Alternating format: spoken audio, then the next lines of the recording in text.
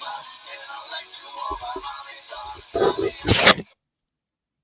everybody. Good morning, good morning, good morning.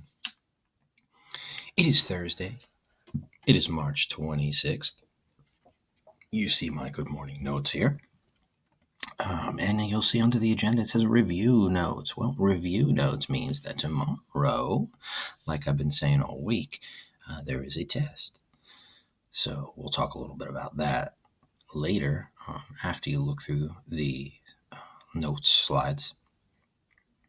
There's not too many speaker note questions in this, just towards the end by the independent practice slides.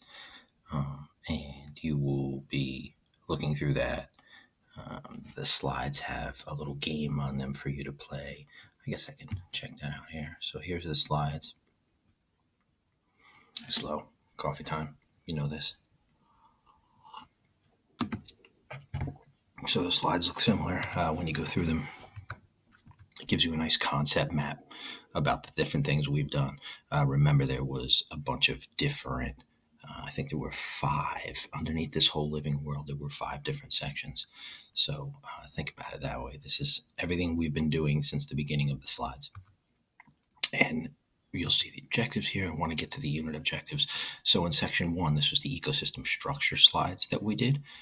And these are the main points that you should make yourself aware of. And then it goes into section 2, which is when we did energy flow. So we're talking about food webs and things like that, and ecological pyramids.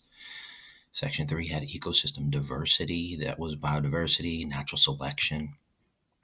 5 was the natural biogeochemical cycles that we just got through. So there are 5 main sections. And then there's guided practice here where you always agree or always disagree. And you'll see certain scenarios come up. And you can write the answers in the speaker notes, or you can jot down the ones you don't understand. And we can talk about it later when we go YouTube and live, which I'll talk about again later as well.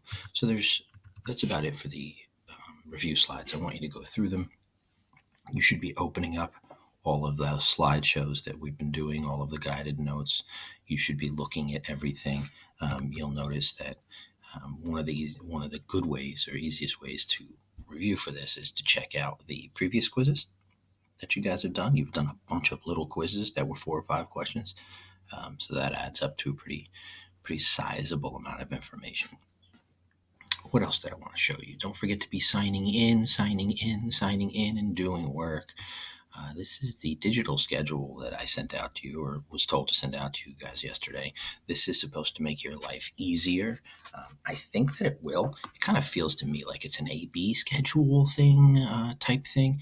Instead of trying to cram in all 9 periods, I know some teachers are overwhelming you a little bit with some work, and I'm trying not to do that. Let me know if I become one of those, but I don't think I will. So you are looking at Monday, you're doing periods 1, 2, 3, and 4, right? Mr. Ray has set it up where it's like a 4-hour day.